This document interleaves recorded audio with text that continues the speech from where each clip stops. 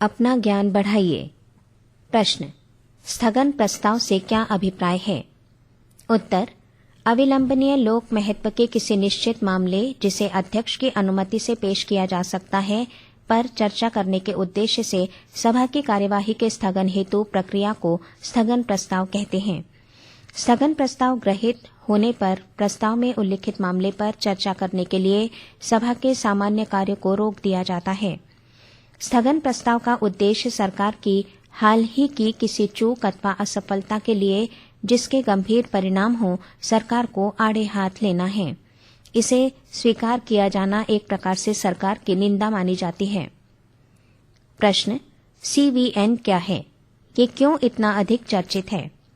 उत्तर, विमान वाहक युद्धपोतों के बल पर आज अमेरिकी सेना संसार के प्रत्येक भाग में प्रभावी है। ये सभी शक्तिशाली विमान वाहक पोत परमाणु ऊर्जा से संचालित हैं। दुनिया का सबसे बड़ा और अत्याधुनिक विमान वाहक युद्धपोत USS अब्राहम लिंकन CVN 72 इस बात पर मुहर लगाता है। वैसे तो परमाणु ऊर्जा चालित CVN 72 को 1989 में सेवा में शामिल किया गया था, लेकिन 2013 में इसकी रिफ्यूलिंग और मरम्मत शुरू हुई। अभी हाल ही में ये दोबारा फ्लीट में शामिल हुआ। अब इसका समुद्री परीक्षण चल रहा है।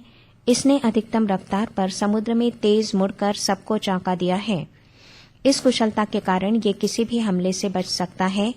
ऐसा करते हुए इस पर रखे विमान और मौजूद कर्मी भी पूरी तरह सुरक्षित रहेंगे। CVN 72 अमेरिकी नौसेना के निमित्ज क्लास के 10 विमान वाहक युद्धपोतों में से एक है। दुनिया में सबसे बड़े परमाणु चालित विमान वाहक युद्धपोत हैं। ये 11 नवंबर 1989 को सेवा में शामिल किया गया। इसका नाम 16वें अमेरिकी राष्ट्रपति अब्राहम लिंकन के नाम पर है। ये अमेरिकी नौसेना के अटलांटिक फ्लीट का युद्धपोत है। 2013 में वर्जीनिया के न्यूपोर्ट न्यूज शिप बिल्डिंग में इसकी रिफ्यूलिंग और मरम्मत कार्य शुरू हुआ। इस प्रक्रिया को refuelling and complex overhaul RCOH कहते हैं। इसमें परमाणु ऊर्जा चालित विमान वाहक युद्धपोत के परमाणु रिएक्टरों को बदला जाता है। इससे इनकी कार्यक्षमता बढ़ती है। ये 46 महीने की प्रक्रिया होती है। समुद्री परीक्षण के दौरान इसे अधिकतम रफ्तार पर तेज मोड़कर भी देखा गया। इसमें भी ये सफल रहा। इसका फायदा इसे दुश्मनों की मिसाइलों से बचने और अन्य जहाजों को टकराने से बचने में मिलेगा। प्रश्न, शून्यकाल के अंतर्गत कितने मामले उठाए जाने की अनुमति है? उत्तर, वर्तमान में शून्यकाल के दौरान बैलेट की प्राथमिकता के आधार पर प्रतिदिन 20 मामले उठाए जाने की अनुमति है। उठाए जाने वाले मामलों के क्रम का निर्णय अध्यक्ष महोदय के विवेकानुसार किया जाता है। पहले चरण में अविलंबनीय राष्ट्रीय तथा अंतर्राष्ट्रीय महत्व के 5 मामले, जैसा कि अध्यक्ष पीठ द्वारा निर्णय लिया जाए, प्रश्नकाल और पत्रों को पटल पर रखने आदि के बाद लिए जाते हैं। दूसरे चरण में अविलंबनीय लोक महत्व के शेष स्वीकृत मामले सायं 6 बजे के बाद या सभा के नियमित कार्य के पश्चात लिए जाते हैं। प्रश्न, रुधिर वर्षा ब्लड रेन क्या है? उत्तर, ये एक प्रकार की धूल मिश्रित वर्षा है जिसमें जल का रंग हल्का लाल होता है और उससे भूमि पर रक्त के समान लाल रंग के धब्बे पड़ जाते हैं। मरुस्थलों में पवनों द्वारा ऊपर उड़ाए गए लाल धूलिकण दूरवर्ती क्षेत्रों तक पहुंचा दिए जाते हैं। ये धूलिकण जल बूंदों के साथ मिल जाते हैं, जिससे वर्षा जल का रंग लाल या रक्ताभ हो जाता है।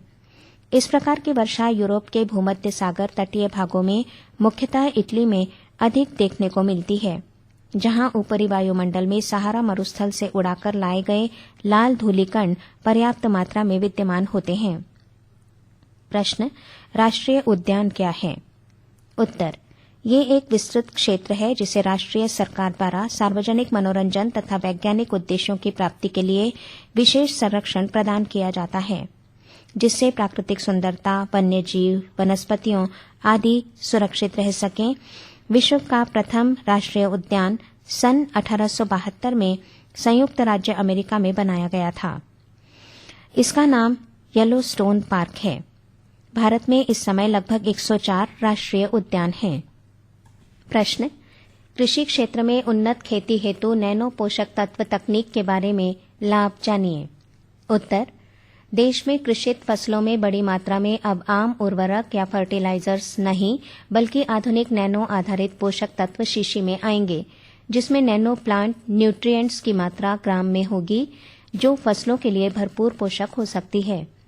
देश की सबसे बड़ी फर्टिलाइजर कंपनी इफको IFFCO ने राष्ट्र स्तर पर ICAR भारतीय कृषि अनुसंधान परिषद नई दिल्ली के साथ मिलकर ट्रायल कर दिया है।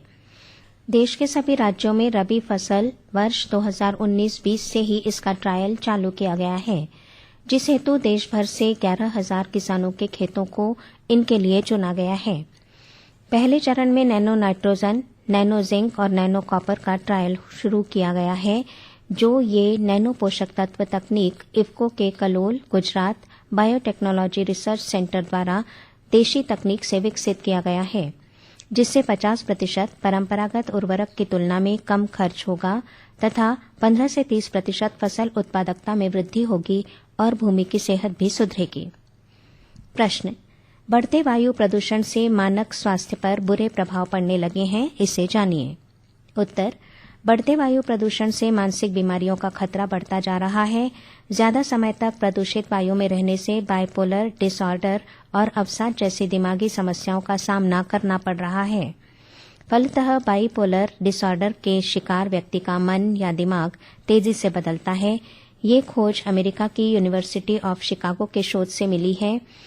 बिना निकोटिन वाली ई सिगरेट पीना भी सेहत के लिए हानिकारक हो सकता है।